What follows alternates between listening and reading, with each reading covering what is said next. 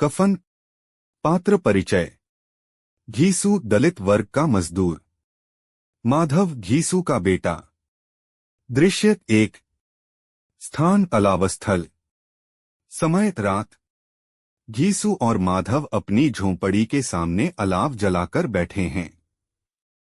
जाड़े की रात है और प्रकृति सन्नाटे में डूबी हुई है। अंदर माधव की पत्नी प्रसव पीड़ा से पीड़ित है। रुक रुक कर वह अतिशय वेदना से चीख पड़ती है।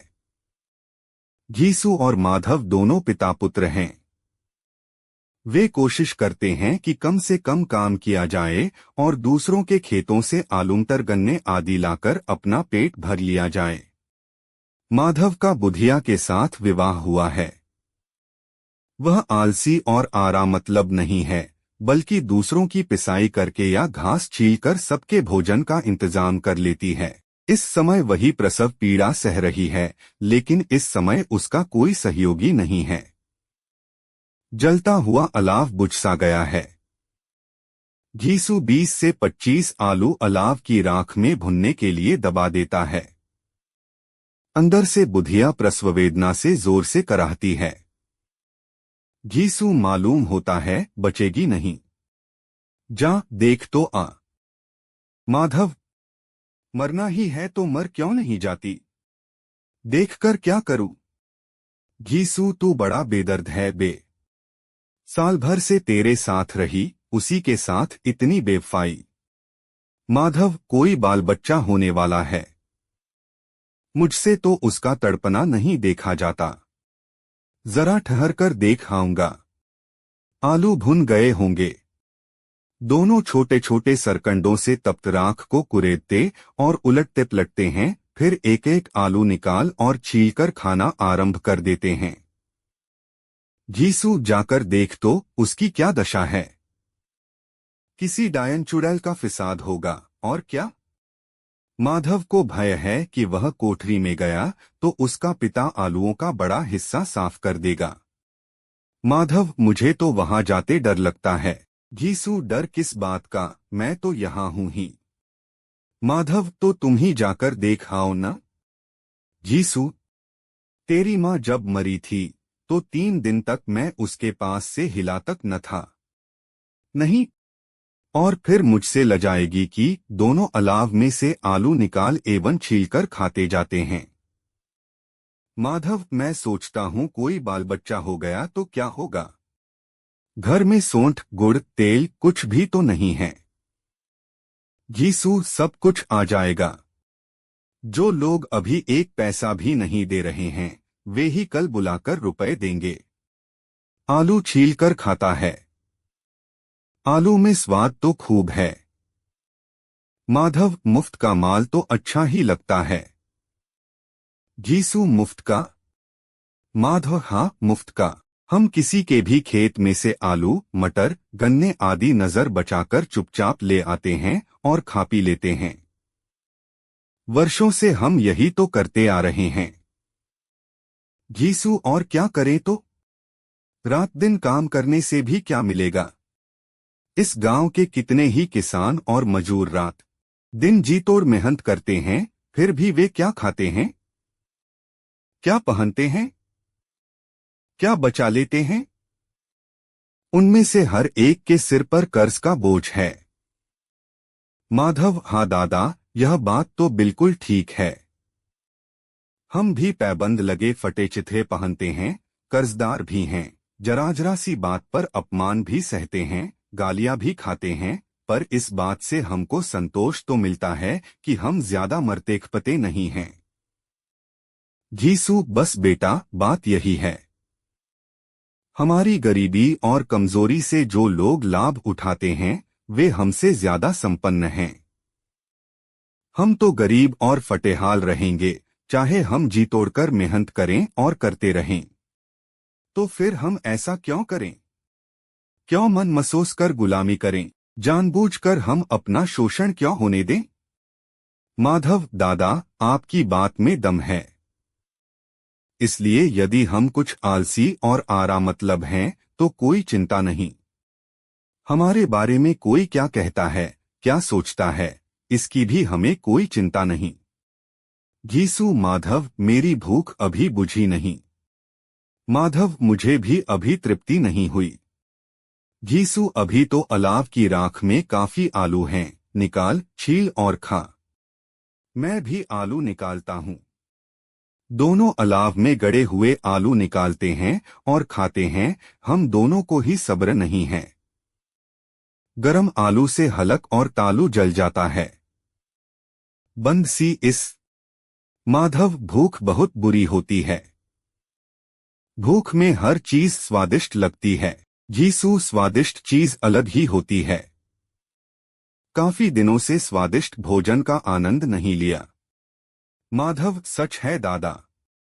घीसू, बेटा, भोजन का स्वाद तो जिंदगी में एक ही बार लिया था। आज से 20 साल पहले की बात है, जब ठाकुर की बारात में गया था।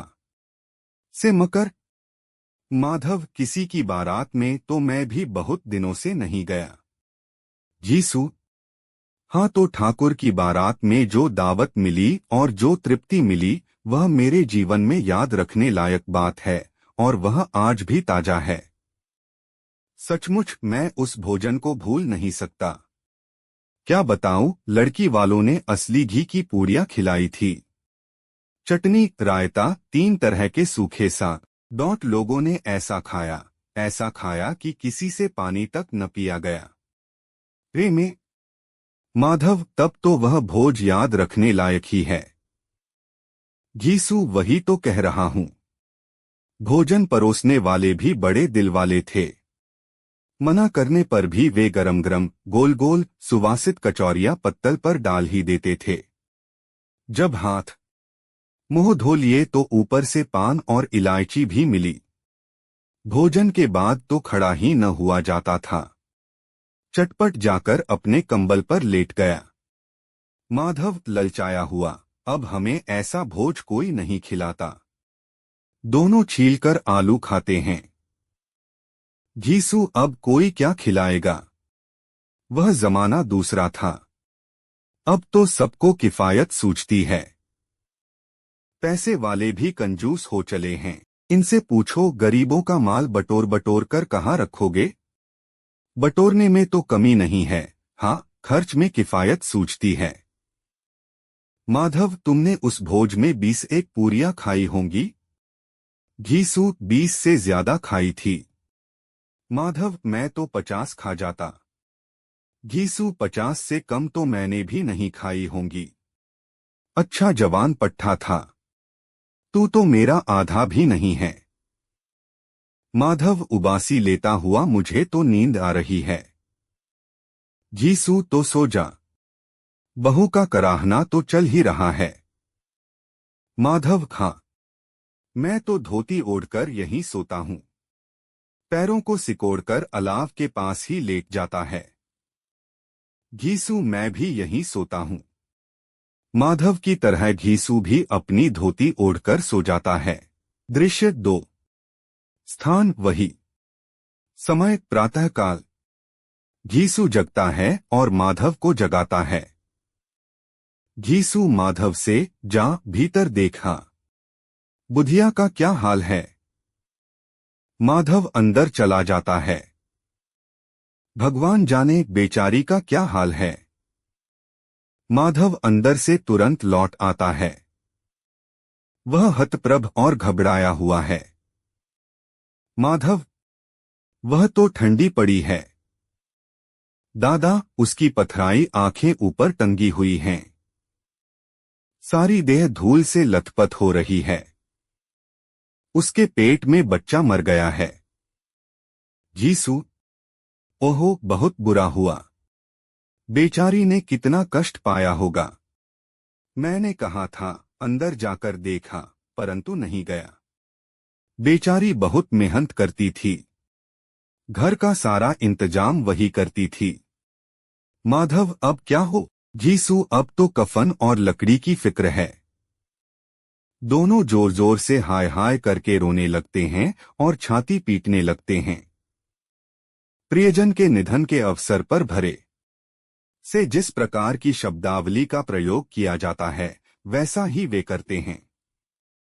दूस अड़ोस पड़ोस के 5-7 लोग उनके पास शोकाकुल अवस्था में आकर उन्हें सांत्वना देने लगते हैं। उनके आने पर घीसू और माधव दहाड़े मारकर ज्यादा क्रंदन करते हैं। 2-4 महिलाएं घूंघट में शांत भाव से उपस्थित लोगों के पास से गुजरकर अंदर कोठरी में प्रवेश कर जाती हैं। एक व्यक्ति घीसू से, अब क्या करना है? घीसू लंबी आह भरकर, करना क्या है? अब तो कफन और लकड़ी का इंतजाम करना है, घर में फूटी कौड़ी है नहीं। दूसरा व्यक्ति, एक और व्यक्ति को साथ लेकर, लकड़ी का इंतजाम तो हम करते हैं, हम दोनों कुल्हाड़ी लेकर जाते हैं। दोनों का प्रस्थान।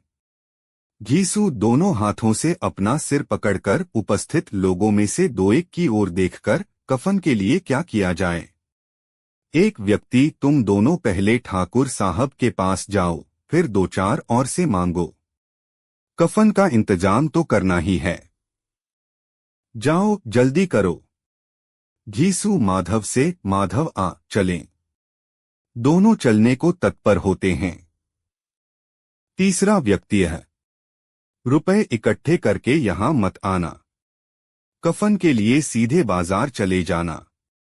घीसू और माधव का प्रस्थान। पट परिवर्तन। दृश्य 3। स्थान जनपथ। समय अपराह्न। घीसू और माधव मार्ग में चलते हुए दिखाई देते हैं। उन्होंने गांव में घूम फिर और गिड़गिड़ाकर कफन के लिए 5 रुपए की राशि इकट्ठी कर ली है। घीसू, कफन के लिए ये 5 रुपए बड़ी मुश्किल से इकट्ठे हुए हैं। माधव, ठाकुर साहब ने दया करके 2 रुपए बड़े नखरे से दिए। दादा, तुमने भी ठाकुर के सामने नाटक खूब किया। घीसू, नाटक नहीं करता तो रुपए भी नहीं मिलते, इसीलिए मैंने अपना सिर जमीन पर रखकर और आंखों में आंसू भरकर जब यह कहा कि सरकार बड़ी मुसीबत में हूं।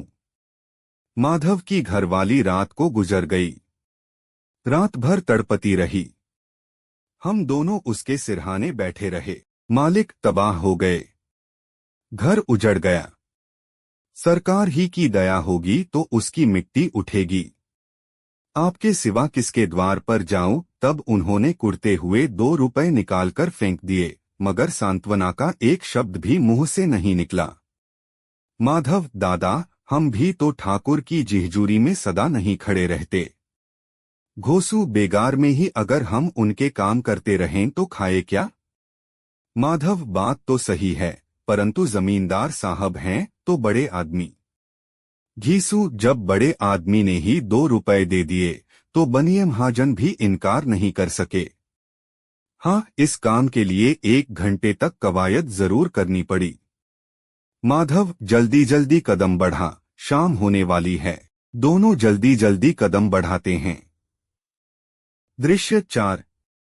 माधव, घीसू, माधव। स्थान बाजार। समय संध्या। घीसू और माधव बाजार में पहुंच जाते हैं।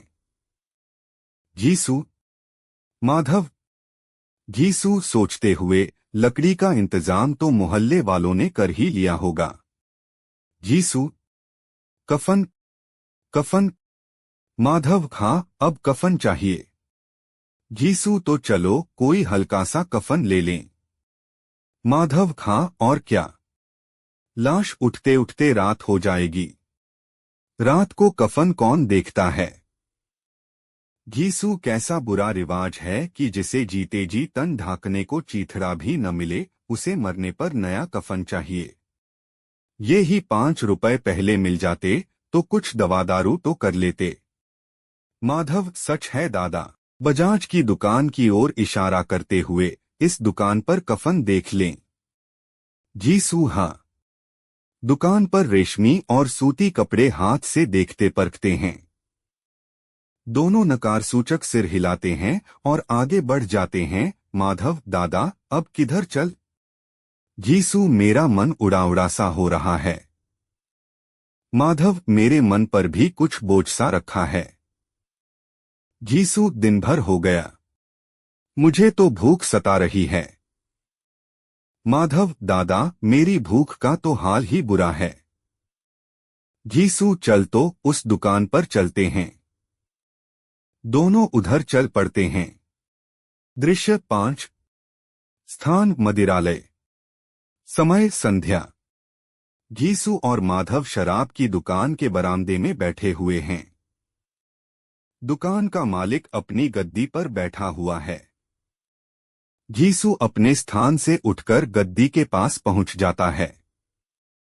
घीसू, साहू जी, एक बोतल हमें भी देना, और कुछ चिखौना और तली हुई मछलियां भी। साहू अपने नौकर को बुलाकर वैसा ही निर्देश दे देता है। नौकर शराब की एक बोतल, मिट्टी को कुजिया, चिखौना, तली हुई मछलियां रख जाता है। घीसू और माधव शांतिपूर्वक पीते जाते हैं और बीच बीच में खाते जाते हैं। वे कई कुजिया ताबड़तोड़ पीने के बाद सरूर में आ जाते हैं। में बैठे। घोसू, माधव, दादा, अब यहाँ अच्छा लग रहा है। घीसू, बहुत अच्छा लग रहा है, बहुत अच्छा। कफन से क्या मिलता?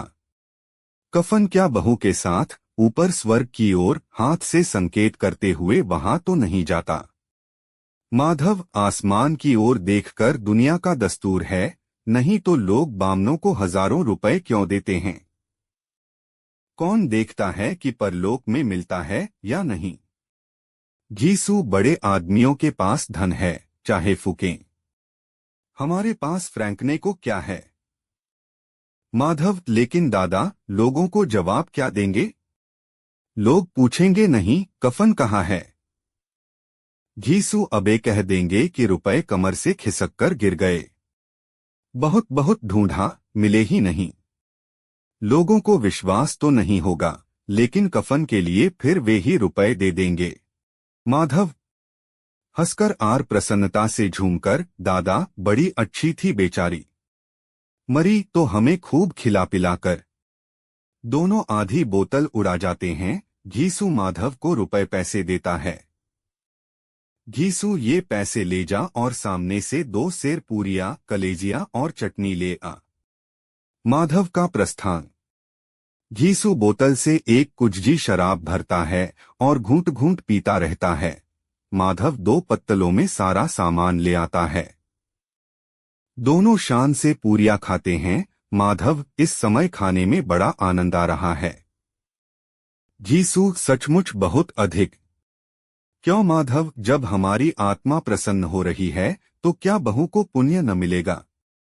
आसमान की ओर देखकर, भगवान, तुम अंतर्यामी हो, उसे बैकुंठ ले जाना। हम दोनों हृदय से आशीर्वाद दे रहे हैं। आज जो भोजन मिला वह कभी न मिला। मन में शंकित होकर, क्यों दादा, हम लोग भी तो एक न एक दिन वहां जाएंगे ही। घीसू, वहां की बात तू छोड़। माधव, वहां की बात भी नहीं छोड़ी जाती। जो वहां हम लोगों से पूछा गया कि तुमने हमें कफन क्यों नहीं दिया, तो हम क्या कहेंगे? घीसू उपेक्षा भाव से, कहेंगे तुम्हारा सिर। माधव, पूछेगी तो जरूर। घीसू, तू कैसे जानता है कि उसे कफन न मिलेगा? तू मुझे ऐसा गधा समझता है? 60 साल तक क्या दुनिया में घास खोदता रहा हूं। बलपूर्वक उसे कफन मिलेगा और यहां से बहुत अच्छा मिलेगा। माधव, कौन देगा? रुपए तो हमने चट कर दिए। वह तो मुझसे ही पूछेगी, क्योंकि उसकी मांग में सिंदूर तो मैंने ही डाला था। घीसू क्रोध में भरकर, मैं कहता हूं उसे कफन मिलेगा। तू मानता क्यों नहीं? माधव, कौन देगा? बताते क्यों नहीं दो? घीसू, वही लोग देंगे जिन्होंने अब की बार दिया। हाँ, अब वे रुपए हमारे हाथ में न आएंगे। माधव, दादा, ज्यों-ज्यों अंधेरा बढ़ रहा है, इस मधुशाला की रौनक भी बढ़ती जा रही है। कोई गा रहा है, कोई डींग मार रहा है, कोई अपने साथी के गले से लिपटा जा रहा है, और देखो, कोई अपने दोस्त के मुंह से कुल्हड़ लगाए दे रहा है। घीसू, माधव, तू नहीं जानता, यहाँ के वातावरण में सरूर है और यहाँ की हवा में नशा है। जीवन की बाधाएं इनको यहाँ खींच लाती हैं। दोनों बाप बेटा मजे ले लेकर चुस्कियां लेते हैं। सबकी निगाहें इनकी ओर जमी हुई हैं। दोनों के बीच में बोतल रखी हुई है। दोनों कुछ और खाते पीते हैं। पत्तल में कुछ पूरियां बच जाती है। माधव दादा, भरपूर आनंद मिल गया। घीसू हाँ माधव खूब तृप्त हो गए। माधव बची हुई पूरियों की पत्तल उठाकर साथ में लेते हुए, इन पूरियों को उस भिखारी को दे आऊं। घीसू, हाँ हाँ, बिल्कुल ठीक। पास में ही एक भिखारी खड़ा हुआ उन्हीं की ओर आंखों से याचना के भाव के साथ देखता है। माधव उन पूरियों को पत्तल सहित उसको दे देता है। ले जा, खूब खा और आशीर्वाद दे। जिसकी कमाई है वह तो मर गई, पर तेरा आशीर्वाद उसे जरूर पहुंचेगा। रोए रोए से आशीर्वाद दे, बड़ी गाढ़ी कमाई के पैसे हैं। माधव आसमान की तरफ देखकर, वह बैकुंठ में जाएगी दादा, वह बैकुंठ की रानी बनेगी। घीसू खड़ा हो जाता है और उल्लास की लहरों में तैरता है। घीसू हाँ बेटा, वह बैकुंठ में जाएगी और जरूर जाएगी। उसने किसी को सताया नहीं, किसी को दबाया नहीं।